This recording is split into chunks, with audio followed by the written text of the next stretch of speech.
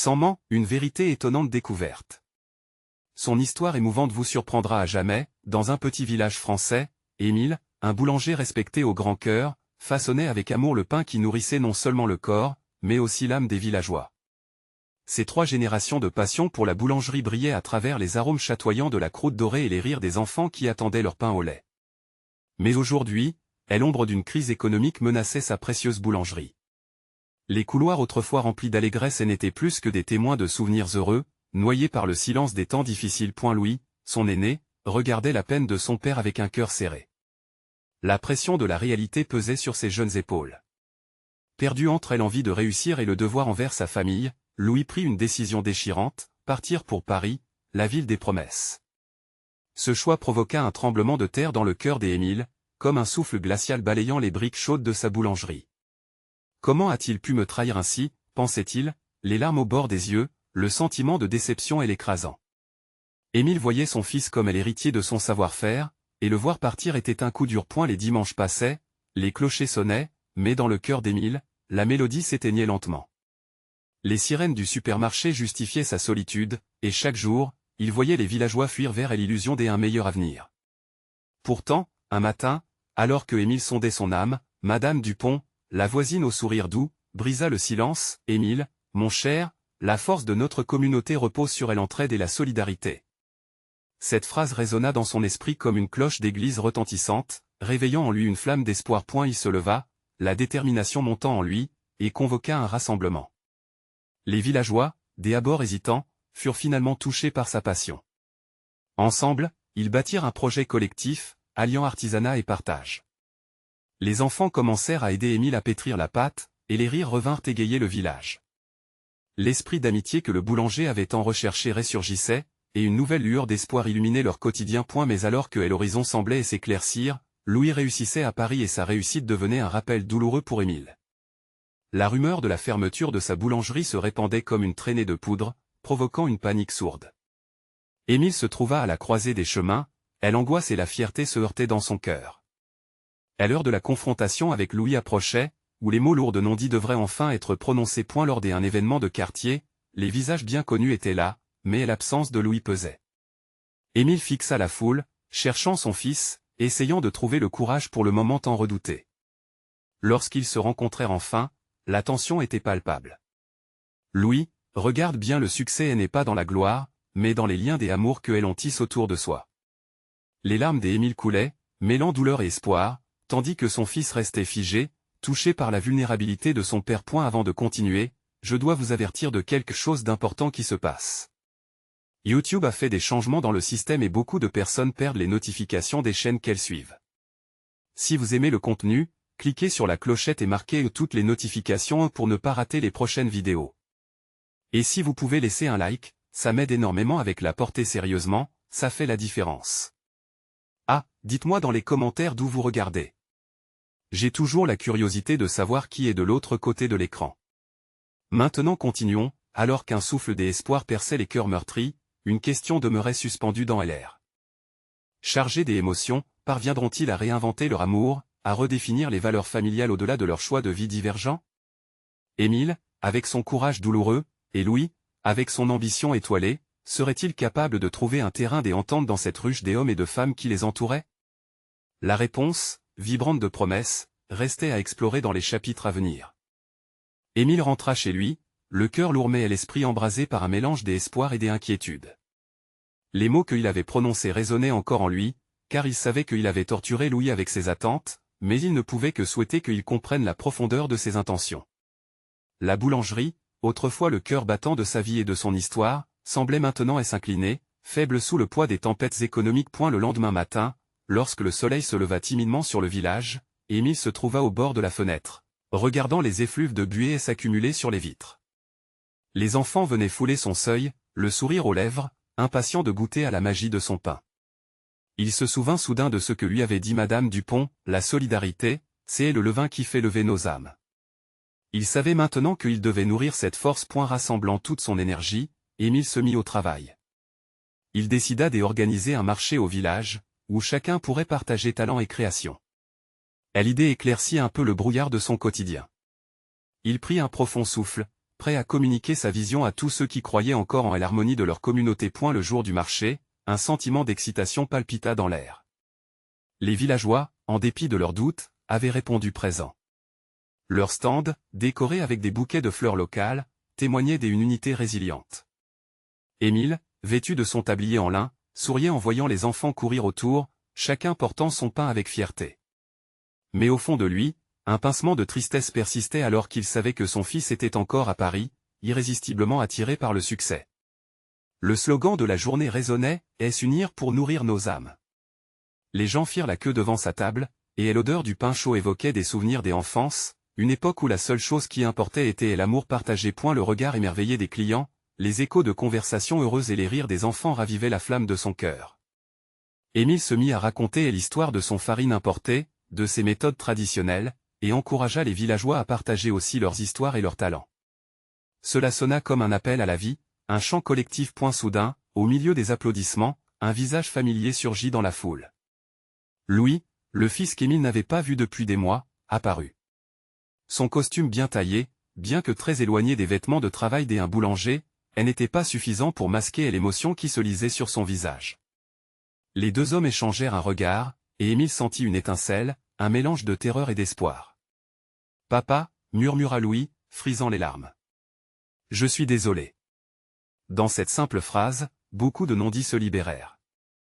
Les villageois, comme suspendus à ce moment, se turent, attentifs, attendant une réaction. Émile respira profondément.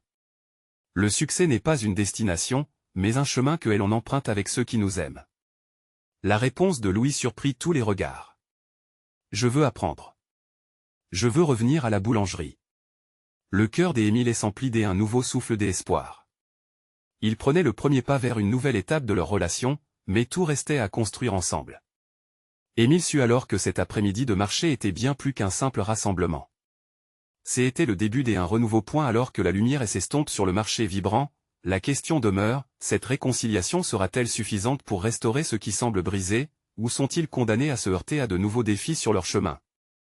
Leurs prochaines étapes s'annoncent semées d'embûches, mais avec l'unité retrouvée, quelque chose de plus fort que la crise pourrait bien se former. Émile avait du mal à croire que son fils était vraiment là, devant lui après tant de mois d'absence. Les murmures se mêlaient aux rires dans le fond tandis que le marché continuait, mais pour Émile, le monde entier semblait s'être figé. Louis avait aussi l'air différent, comme s'il avait laissé derrière lui une partie de son ancienne vie, une vie de succès qui, de toute évidence, ne lui apportait pas la satisfaction qu'il espérait. « Viens, aidons-nous, » dit Émile, brisant le silence lourd qui s'était installé entre eux. Il entraîna Louis vers la table où s'étalaient des pains dorés, sortis tout juste du four. Leurs mains se croisèrent un instant, et l'étreinte furtive de leurs doigts marqua un moment de connexion palpable, fragile mais précieux. Louis, avec un sourire timide, commença à trancher le pain. Émile observa son fils se concentrer, technique instinctive, comme s'il avait toujours su comment le faire. C'était un petit geste, mais il signifiait tant. Émile n'avait jamais cessé de rêver que son fils voudrait apprendre le métier, mais il avait pris soin de ne jamais forcer la main, respectant les choix de Louis. « Tu te souviens quand tu venais ici, petit ?» demanda Émile, cherchant à briser la glace et à raviver les souvenirs d'antan. On faisait des croissants ensemble. Tu avais la farine partout sur le visage. Louis éclata de rire. Et tu m'as toujours dit que j'étais le meilleur. Je maintiens ce que j'y ai dit, répondit Émile avec un sourire. Chaque jour, je pensais à toi. La boulangerie est comme un membre de la famille, mais tu es mon fils. Ton retour c'est comme un souffle d'air frais après une tempête. Leurs yeux se rencontrèrent de nouveau, et Émile pouvait voir une lueur d'acceptation dans le regard de Louis. Le poids des attentes semblait s'alléger, et ils commençaient à bâtir une base commune. L'après-midi passa ainsi, entre plaisanteries et le doux parfum du pain encore chaud. Ils travaillaient côte à côte, mélangeant les traditions et des idées nouvelles que Louis avait ramenées de la ville. Mais cette parenthèse idyllique ne dura pas. Dans la frénésie de la préparation et du partage, un vieux souvenir refit surface dans l'esprit d'Émile.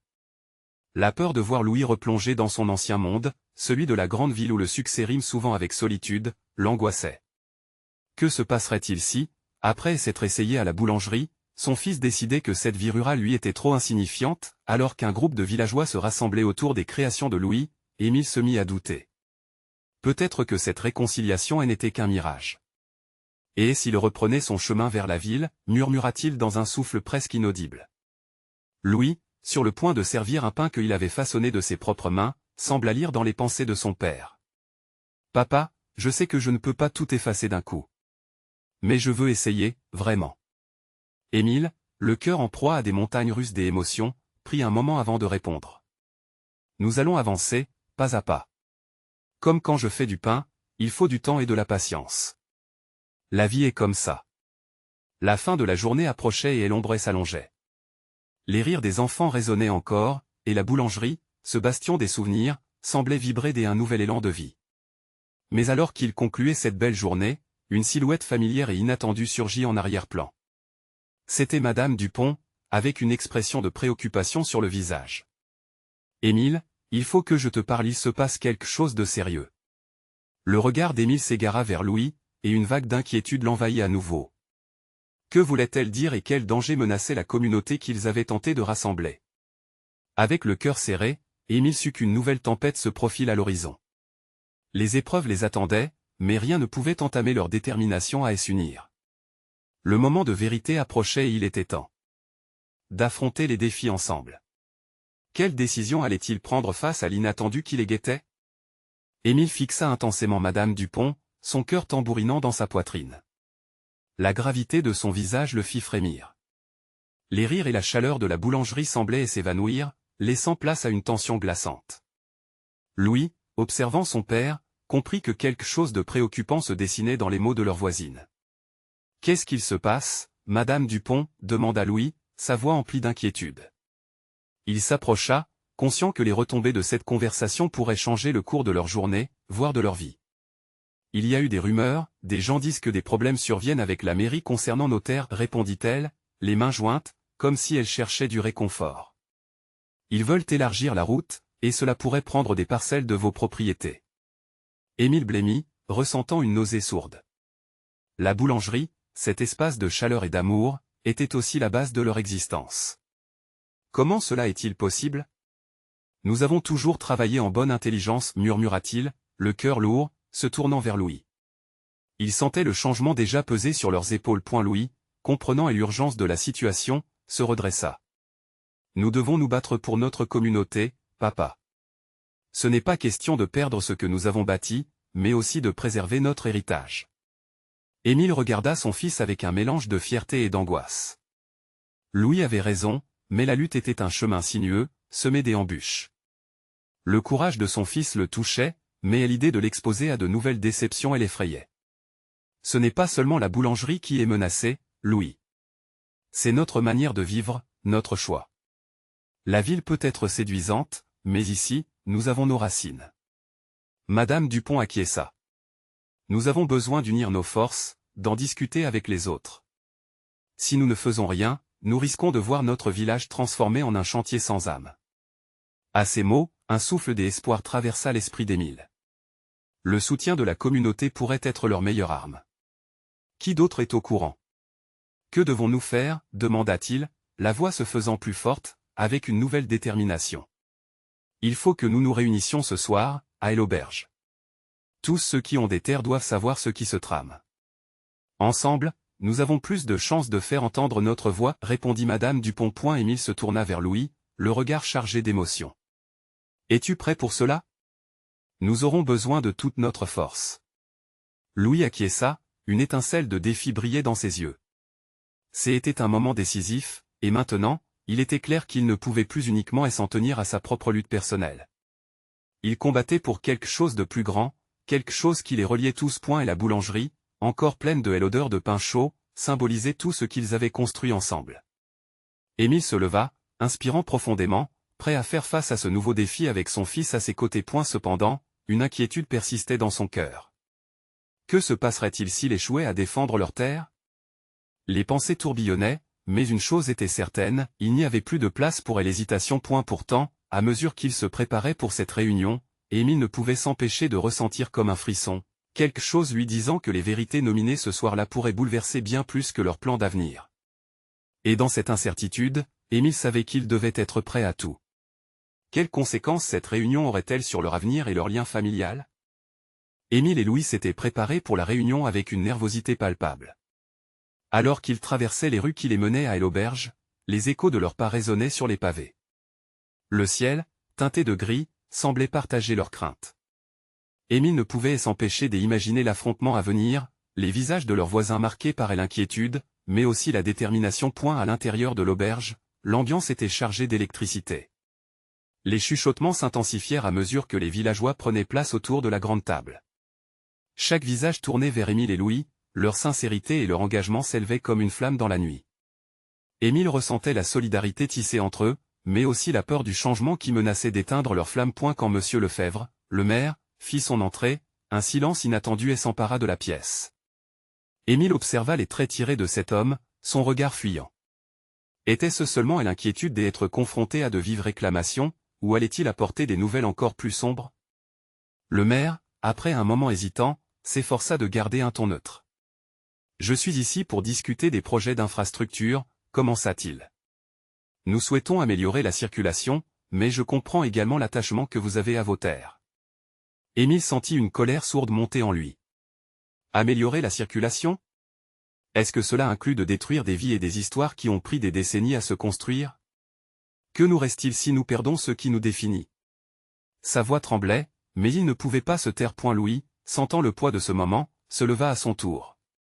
Nous devons être entendus. Ce n'est pas seulement une question de route. C'est une question de respect. De l'histoire de nos familles, de la terre qui nous nourrit. Sa passion résonnait dans la salle, et le murmure approbateur des villageois prouvait que chacun ressentait la même chose. Cette fois, le maire sembla légèrement déstabilisé. Émile était témoin des visages autour de lui, vibrant d'une détermination renouvelée. La réunion tourna rapidement vers des discussions passionnées, évoquant des souvenirs d'enfance, des racines familiales et des rêves d'avenir. Chacun se levait pour partager son histoire, créant un élan communautaire comme jamais auparavant. Mais alors que l'énergie montait, Émile sentit une boule dans son ventre. Il savait que la mairie pouvait avoir des réponses plus cruelles. Il pensa à sa mère qui avait tant sacrifié pour la boulangerie, à son père qui avait investi son âme dans chaque pâte, chaque croissant qu'il sortait du four. Et tout cela était en péril. Au milieu de cette ferveur, une pensée intrusive s'immisça, et si tout cela conduisait à la trahison de ceux en qui ils avaient confiance? À ce moment-là, un homme du fond de la salle prit la parole. Son visage était marqué par l'angoisse. Il y a aussi des rumeurs à propos des investisseurs. Ils ne veulent pas simplement élargir la route, mais construire un centre commercial. Cela répandra du béton sur nos champs. Le murmure de la salle se transforma en un cri d'horreur. Émile réalisa que la lutte qu'ils avaient presque acceptée maintenant les confrontait à quelque chose de bien plus grand. Que faire face à une telle menace? La salle vibrait d'une énergie désireuse de combat, mais Émile savait que la route à suivre serait semée d'embûches. Alors que les discussions continuaient, Émile regarda Louis, le cœur lourd. À quoi était-il prêt à sacrifier pour protéger leur héritage? Combien de vérités inattendues devait-il encore découvrir? Dans l'ombre s'annonçaient des choix impossibles. Quelle direction allait-il donner à leur combat? Ces questions résonnaient, et une nouvelle inquiétude s'ancrait dans son esprit. Que pouvait-il se passer si leur voix ne suffisait pas? La nuit était encore jeune, mais les révélations à venir s'annonçaient dévastatrices. Et au fond de lui, Émile se disait que le vrai combat ne faisait que commencer. Les passions brûlaient autour de la table, comme une étoile filante illuminant les cœurs des villageois. Émile sentait la colère s'intensifier, mais il était aussi pris par une lueur d'espoir. L'énergie contagieuse s'élevait, les visages déterminés de ses amis rayonnant de cette volonté collective. Louis, à ses côtés, avait ce regard qui disait tout, ensemble, ils étaient plus forts. Nous devons agir rapidement, intervint une femme au visage marqué par les années et le travail acharné. Si ces investisseurs s'installent ici, nos enfants n'auront plus de terre à cultiver. Son ton était ferme, et Émile appréciait la sincérité de ses mots. Les cris d'approbation résonnèrent, secouant les murs de l'auberge, tandis que le sentiment d'injustice se décuplait. Monsieur Lefebvre, pris au dépourvu, tenta de reprendre le contrôle de la discussion. Je tiens à rappeler que le projet pourrait aussi créer des emplois, améliorer nos infrastructures. Sa voix tremblait. Émile vit dans ses yeux une lueur de doute, comme si les mots qu'il prononçait ne lui convenaient plus. Des emplois? Est-ce que cela justifie la destruction de nos vies? De notre passé? Que advient-il de notre identité, monsieur le maire? Émile prenait de l'assurance. Sa voix, d'abord hésitante, gagnait en force, faisant battre le cœur des villageois à l'unisson. L'homme âgé, auparavant si chargé des angoisses, se leva pour témoigner. « Je suis né ici. Mes parents, mes grands-parents ont travaillé cette terre. La seule richesse que nous avons, c'est notre communauté et notre histoire. Tout cela pour un projet qui ne profitera qu'à quelques-uns. » Non. Un silence lourd plana dans la pièce. Chaque personne réalisait qu'il ne s'agissait pas d'un simple débat, mais d'une bataille pour la survie de leur culture, de leurs racines. Émile pouvait sentir une force vibrante dans l'air, un appel à l'action qui transcendait chaque peur personnelle. Louise, une jeune femme de la communauté, s'avança à son tour. Nous avons le pouvoir d'écrire notre propre histoire. Quoi que Monsieur Lefebvre ou qui que ce soit d'autre dise, c'est nous qui déciderons de notre avenir. Son regard était perçant, comme si elle cherchait une réponse dans les yeux de chacun. Les murmures devinrent des chants, des promesses de solidarité face à l'adversité. Émile savait que, en cet instant, la communauté s'unissait. Les mains se levèrent, les voix s'élevèrent aussi fort que la tempête dans le ciel. Ils étaient prêts à lutter pour leur héritage. Mais alors qu'Émile se laissait emporter par cette vague d'énergie, une pensée l'assaillit à nouveau, et si ce mouvement qui émergeait n'était pas suffisant? Si la corruption était plus forte que leur espoir? Que faire si les rêves de leur enfance s'effondraient sous le poids du béton? Il chassa les doutes, mais les questions continuaient de l'assaillir. Quels sacrifices serons-nous prêts à faire? Le chemin de la résistance est semé d'embûches. Pour chacun d'entre nous, que ferons-nous si la lutte devient trop dure? Louis lui fit un signe de tête, comme s'il lisait dans ses pensées. Nous ne serons pas seuls, Émile. Nous avons construit des liens indéfectibles. Cette bataille déterminera qui nous sommes. La réunion se prolongeait, mais une autre voix se fit entendre, plus faible, mais résonnant comme un écho lointain. Et si tout cela menait à une trahison, à un déceptif tour final? La question flottait dans l'air, une ombre plane. Émile savait que cette rencontre n'était que le début d'une lutte qu'il n'aurait jamais imaginée. La nuit baignait leur échange de mystères, et à chaque mot prononcé, le poids de leur choix se faisait plus lourd. Comment allaient-ils naviguer dans cette tempête inattendue? Le vrai défi était sur le point de commencer, et à ce moment-là, Émile se demanda si leur cœur résisterait à cette épreuve. Avec un mélange de peur et de détermination, il se tourna de nouveau vers ses amis. Seraient-ils prêts à affronter ce qui les attendait? Et dans son esprit, la question résonnait, pressante, quel prix allaient-ils devoir payer pour préserver la terre qu'ils aimaient tant? Les visages des villageois étaient empreints d'une détermination nouvelle, comme des phares dans la nuit. Émile ressentait le souffle chaud de leur espoir, mais une peur sourde s'immisçait dans son cœur. La promesse d'une lutte pour la survie de leur identité, de leur héritage, était maintenant palpable. Le regard d'Émile errait sur les visages de ses amis, cherchant la force qu'il espérait rencontrer. Ce soir-là, l'auberge, habituellement accueillante, se transformait en arène où l'avenir de leur village se jouait. Louise, vêtue d'une robe simple mais élégante, avait le regard fixé sur lui, semblant demander d'agir. Les murmures s'intensifiaient, des mots de soutien, de promesses de solidarité, flottaient comme une mélodie, un chant collectif face à l'adversité. « Écoutez, commença Émile avec une voix moins incertaine, ce que nous avons ici n'est pas qu'un bout de terre. C'est notre histoire, nos souvenirs, les rires des enfants courant dans les champs. Si nous laissons ces investisseurs s'installer, nous laisserons derrière nous tout ce qui fait de nous qui nous sommes. » Les villageois acquiescèrent, un frisson d'approbation parcourant la salle comme une vague. Ils continuaient, emportés par la ferveur du moment. Quelles actions sommes-nous prêts à prendre? Quelles décisions devons-nous faire pour protéger cet héritage? Une femme âgée, avec des cheveux argentés, leva la main. Émile, je suis fatigué. Fatigué de voir les jeunes partir pour chercher des opportunités ailleurs. Nous avons besoin d'un plan, pas seulement de mots. Ses yeux, pleins de sagesse, scrutaient les siens.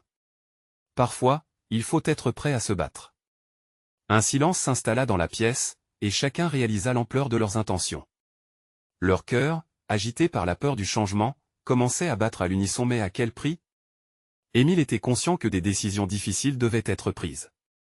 Quand la réalité des manifestations, des pétitions, ou même des blocages de route se profilait dans son esprit, des frissons parcoururent son échine. Nous devrons être unis, comme jamais auparavant, conclut-il. Soudain, une voix résonna, brisant le calme qui s'était installé. C'était Monsieur Lefebvre, plus faible mais toujours présent. Je comprends vos craintes, dit-il, ces mots résonnant comme des murmures. Mais pensez à vos enfants. Ces emplois pourraient leur donner une chance d'abandonner nos terres, rétorqua un jeune homme, la colère débordante. Ce ne sont pas des emplois qui répareront le ravage de nos racines, monsieur le maire. Les tensions étaient palpables. Émile s'efforça d'injecter de la clarté dans leur agitation. Nous pouvons imaginer un avenir différent. Libérons notre créativité. Pourquoi ne pas proposer des projets qui valorisent notre terre, notre culture, tout en générant des emplois? Les applaudissements éclatèrent, des voix s'élevèrent. L'enthousiasme commença à gagner du terrain. Ils allaient se battre, non pas seulement contre les investisseurs, mais pour valoriser ce qu'ils avaient déjà point dans un coin. Louise murmura, « Émile, et n'oublions jamais ce que nous avons à perdre. La lutte sera rude. » Émile acquiesça, son regard se perdait dans la lueur des bougies vacillantes. Le chemin dévoilé devant eux semblait long et parsemé d'embûches. Ils avaient pris la décision d'agir, mais les enjeux étaient immenses. La peur de l'échec, de la trahison, continuait à les hanter. Et Émile, cherchant une esquisse de lumière dans cette obscurité, se leva et déclara, « Saurons-nous défendre ce que nous aimons? Ne laisse pas nos rêves s'éteindre. » Chaque voix, chaque chant désormais enflé, émanait de leur cœur, leur force et leur lumière au milieu de l'incertitude. Quelle valise des émotions allait-il porter dans ce voyage? La soirée touchait à sa fin mais elle augdait une nouvelle histoire se levait. Alors que chacun sortait, Émile se pencha légèrement en avant, une question brûlante sur ses lèvres, et si le sacrifice que nous devions faire était plus qu'un simple combat? Qui de nous osera faire face à ses propres peurs pour défendre ce qui lui tient à cœur? Émile se tenait sur le seuil de l'auberge, la fraîcheur de la nuit contrastant avec la chaleur des émotions qui l'avaient envahi. Chaque visage des villageois brillait d'un éclat poignant, mélangé d'espoir et de crainte. Ses pensées tourbillonnaient, tout ce qu'ils avaient partagé cette nuit-là restait suspendu dans l'air. Louise s'approcha, sa silhouette se découpant dans la lumière tamisée des lampes. « Émile, tu as été incroyable, » murmura-t-elle, son regard plein de fierté. « Mais comment allons-nous faire face aux vérités difficiles qui nous attendent? » « Nous commencerons par distribuer des flyers, » dit-il, sa voix tremblant légèrement. « Une lettre aux villageois, une invitation à se rassembler pour discuter de notre futur. Nous ne pouvons pas rester passifs. » Mais alors qu'il parlait, il sentait l'angoisse l'étreindre. Chaque mot qu'il prononçait semblait une promesse, mais également un poids sur ses épaules fragiles. La détermination de ses compatriotes l'encourageait, mais une part de lui restait incertaine quant à la possibilité de changer le cours des événements. Les jours suivants furent chargés d'un mélange des activités intenses et des introspections. Les villageois se réunissaient chaque soir, leur nombre grandissant, chacun apportant ses idées, ses craintes. Ils parlaient de manifestations, des ouvriers en grève, mais aussi de projets des agricultures durables, de tourisme local valorisant leur patrimoine. Émile écoutait, un simple observateur au milieu de cette symphonie d'aspirations, tout en se battant avec ses propres doutes. Une nuit, alors qu'ils planifiaient leur stratégie, une dispute éclata. Pierre, un homme de grande taille au visage buriné par le travail, se leva, les poings serrés. « Arrêtons de parler de ce qui pourrait être. Et si nous échouions? Et si nos voix ne comptaient pas? Nous risquons tout en luttant pour un rêve. » Les murmures d'approbation se mêlèrent à des soupirs désapprobateurs. Émile sentit son cœur s'alourdir. Pourquoi avait-il mis en avant ces idées audacieuses quand ils pouvaient rester en sécurité dans leur routine? Cependant, il était également conscient que reculer équivaudrait à abandonner tout ce qu'ils avaient construit.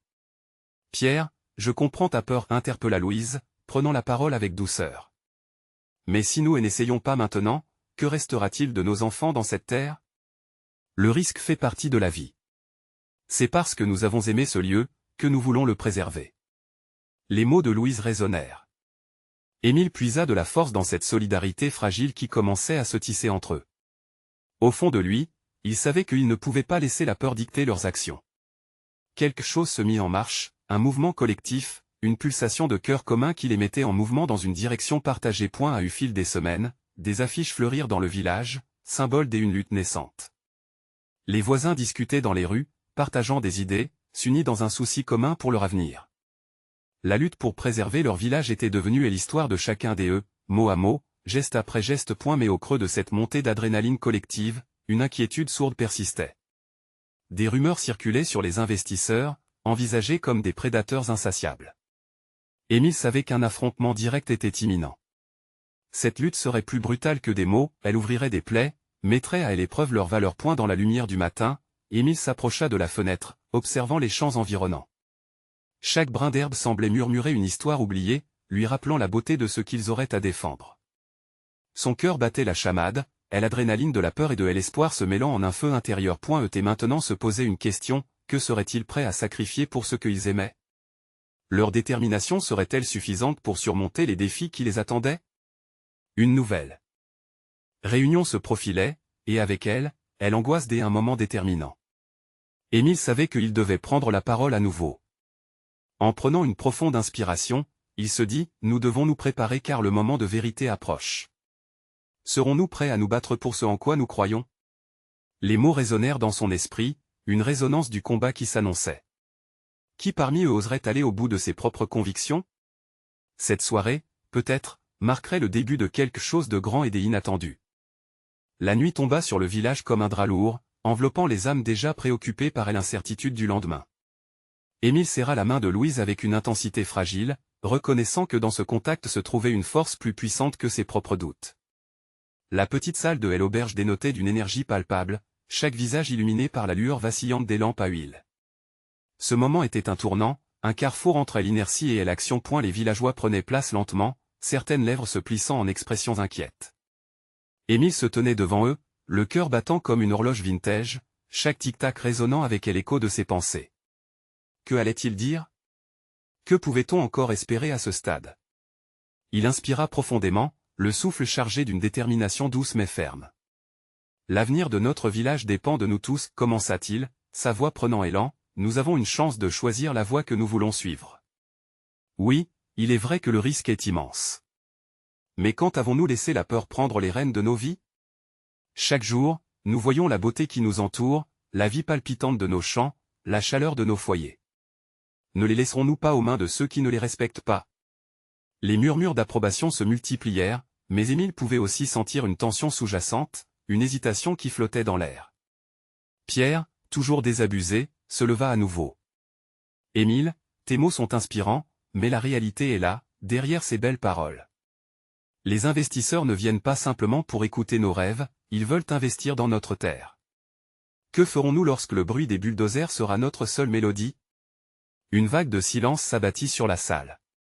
Émile perçut des têtes se baisser, des mains se frotter nerveusement. La peur avait, une fois de plus, pénétré les cœurs. Il devait agir pour restaurer cette flamme d'espoir. Écoutez, reprit-il, le ton plus ferme, ce que nous devons faire, c'est nous unir. Créer un front solide, une voix qui ne cédera pas à la peur, une voix qui ne sera pas étouffée. Il observa chaque visage. Louise, avec ses yeux brillants de détermination, et même Pierre, une ombre de curiosité dans ses yeux. Les murs de l'auberge commençaient à vibrer sous la montée des émotions partagées. Pour chaque bulldozer, nous serons 100. Pour chaque voix qui s'élève contre nous, nous en ferons résonner 1000. Unissons-nous, non pas pour riposter, mais pour bâtir. Pour défendre notre terre, notre histoire, notre être. Les villageois, comme par magie, se redressèrent. Émile pouvait voir des mains se joindre, des regards se croiser, une confiance se tisser. C'était cette union qu'il espérait, cette solidarité qui transcenderait la peur. À eu fil de la soirée, des idées jaillirent. Des propositions fusèrent, organiser des événements, créer des alliances avec d'autres villages, faire entendre leur voix auprès des médias locaux. Ces conversations prenaient forme dans l'air, chaque notion résonnant comme des notes d'une mélodie commune. Mais tandis que le groupe s'animait, une ombre se dessina à l'horizon de l'euphorie partagée. Émile avait entendu des rumeurs de rencontres secrètes prévues entre les investisseurs et quelques notables du village. Une trahison éventuelle. Nous devons agir vite, glissa Émile sereinement, avant que l'heure ne devienne critique. La réunion des investisseurs doit être interpellée. Nous irons tous ensemble. Les visages s'éclairèrent d'un mélange d'enthousiasme et de crainte déjà connus. Qui parmi eux serait prêt à faire face à cette vérité accablante? La lutte était encore à venir, mais ils avaient fait un pas décisif vers l'avant. Et alors que l'auberge vibrait à l'unisson, une pensée profonde s'ancrait dans l'esprit d'Émile, à quoi sommes-nous prêts à faire face pour préserver ce que nous aimons? La réponse se dessina, émergeant lentement d'un cœur de voix dédiée. Émile prit conscience que le véritable combat ne faisait que commencer. Et maintenant, quelle vérité sournoise menacerait de déchirer cette unité qu'ils avaient bâtie? Émile observait les visages radieux de ses amis, illuminés par la solidarité qui grandissait au sein de leur communauté. La détermination qui les unissait était palpable. Ce soir-là, les doutes avaient été mis de côté. Ils avaient pris la décision de se battre, non seulement pour leur village, mais aussi pour leurs valeurs et leur héritage. Les jours qui suivirent furent remplis de réunions. Émile, Louis et les autres villageois préparaient des affiches colorées et rassemblèrent des pétitions. Ils se démenaient pour faire entendre leur cause, organisant des manifestations pacifiques et distribuant des tracts expliquant leurs intentions. L'engagement de chacun laissait transparaître une lueur d'espoir dans les cœurs meurtris. Mais alors qu'ils avançaient, une incompréhension perdurait. Émile s'inquiétait des tensions qui commençaient à apparaître au sein même de leur groupe. Certains villageois, effrayés par l'ampleur des défis, commençaient à murmurer des mots de découragement. Et si tout cela ne servait à rien? Que si notre lutte était vaine? Émile tentait de rappeler à chacun que leur force résidait dans l'union, mais la peur sournoise, comme une ombre, persistait. Le jour de la rencontre avec les investisseurs approchait, et des rumeurs de trahison circulaient dans le village. Émile en fut informé lorsqu'il reçut un message de Madame Dupont. Selon elle, certains élus locaux avaient déjà scellé des accords avec les investisseurs pour la construction du centre commercial. Sentant une trahison imminente, il convoqua les villageois pour une ultime réunion. Et la salle de l'auberge était dense d'humidité, chargée par l'angoisse, mais l'énergie collective persistait. Émile se leva pour prendre la parole. Mes amis, le moment est venu de défendre nos valeurs. Nous savons que ceux qui nous gouvernent peuvent briser notre rêve, mais nous ne devons pas les laisser le faire dans le silence. Ce que nous avons construit ensemble est précieux et sacré. Les visages autour de lui s'illuminèrent alors qu'il continuait. Nous avons le pouvoir de dire non. Ensemble, nous pouvons faire entendre notre voix. Nous ne nous contenterons pas d'être de simples témoins de notre propre démolition. Lorsqu'il termina, un silence plein de respect envahit la pièce. Un murmure de solidarité émana de l'assemblée, et des mains se levèrent en signe d'accord. Louis, à ses côtés, témoignait de sa fierté envers son père. Cette lutte était plus qu'une simple résistance, c'était un appel à la vie, la sauvegarde de leur héritage. Le jour de la rencontre avec les investisseurs, Émile et les villageois se postèrent devant l'entrée de la mairie. Leurs pancartes flottaient dans le vent, portant un message d'amour pour la terre qu'ils défendaient. L'atmosphère était chargée d'électricité. Les enfants, tenant des bouquets de fleurs, ajoutaient une touche colorée à ce rassemblement. Les investisseurs arrivèrent, soutenus par des visages connus dans le village. L'air se fit lourd alors que le maire prit la parole pour exprimer son soutien à leur projet, mais Émile se leva. Monsieur le maire, nous nous battons pour notre avenir. Nous ne voulons pas d'une modernité qui dévorera nos racines. Ce village est notre maison, pas une ressource à exploiter. La tension s'installa. Émile pouvait sentir son cœur tambouriner alors qu'il soutenait le regard des investisseurs. Son discours ne se contenta pas de défendre leur position, il préfigura une vision d'avenir où la tradition pouvait coexister avec les besoins de modernité. Les villageois, derrière lui, s'élevèrent comme un seul corps. Les applaudissements et les cris d'encouragement les renforçaient. Émile, encouragé par cette énergie, poursuivit, nous avons la possibilité de construire un avenir qui honore le passé. Ne nous spolie pas de notre héritage. Au fur et à mesure que les mots résonnaient, il remarqua les visages des investisseurs se fermer. Ils s'attendaient à de la soumission, mais leur réaction se heurtait à cette vague de résistance. Ils n'étaient pas prêts pour une communauté qui s'affirmerait si ardemment. Quand la réunion se termina, les investisseurs durent faire face à une communauté unie. Leur pouvoir semblait vaciller sous la pression de la volonté collective. La peur de la trahison s'éloignait, peu à peu remplacée par l'espoir. Chacun sentait que quelque chose de véritablement puissant s'était éveillé en eux. Les semaines passèrent, et Émile observa avec émerveillement comment ses amis s'investissaient dans leur village. Ensemble, ils mirent en place des projets pour rénover les lieux abandonnés, organisèrent des spectacles culturels pour célébrer leur héritage, et établir des liens avec d'autres villages. Le centre commercial fut finalement abandonné, en grande partie à cause de la pression croissante de la communauté. Louis, à présent aux côtés de son père dans la boulangerie, révélait un talent inné pour la confection de nouveaux pains. Émile, ému, voyait le légendaire savoir-faire familial s'épanouir à travers son fils. Ils travaillèrent ensemble, mélangeant l'innovation aux traditions, créant des recettes nourries de leur histoire partagée. Les rires des enfants résonnaient à l'extérieur, des enfants qui avaient aussi appris à valoriser la magie de leur terre. Émile, observant la vie fleurir autour de lui, savaient qu'ils avaient écrit une nouvelle page de leur histoire. Cette bataille avait transcendé bien plus que celle pour la boulangerie. Ils avaient ensemble restauré leur identité, réuni leur communauté, et redonné aux liens qui les unissaient toute leur valeur. Le village brillait d'une lumière nouvelle, celle d'un avenir fort et solidaire. Émile et Louis, les mains enfarinées, échangèrent un regard complice, porteur d'un héritage vibrant et éternel. Le vent frais portait les promesses à venir, et avec chaque pain qui sortait du four, ils nourrissaient l'âme de leur histoire ensemble. Et la lutte qu'ils avaient menée, ce combat pour l'amour et la vie, demeurerait gravé dans leur mémoire comme une étape de métamorphose. Le village avait appris à se battre pour ce qui comptait véritablement, et cela, c'était leur plus belle victoire. Il était temps de célébrer leur histoire, ensemble, forte de promesses. Maintenant que vous avez suivi cette histoire émouvante, vous devez vous abonner immédiatement à la chaîne pour ne pas rater les prochaines histoires exclusives. Ne partez pas sans laisser un like maintenant, afin de nourrir l'algorithme et faire avancer notre communauté. Partagez vos réactions et théories sur cette fin incroyable dans les commentaires. Quel message avez-vous reçu, et surtout, n'attendez pas une seconde de plus pour partager cette vidéo avec au moins 5 amis qui ont besoin de voir cette conclusion. Ensemble nous pouvons bâtir une communauté puissante.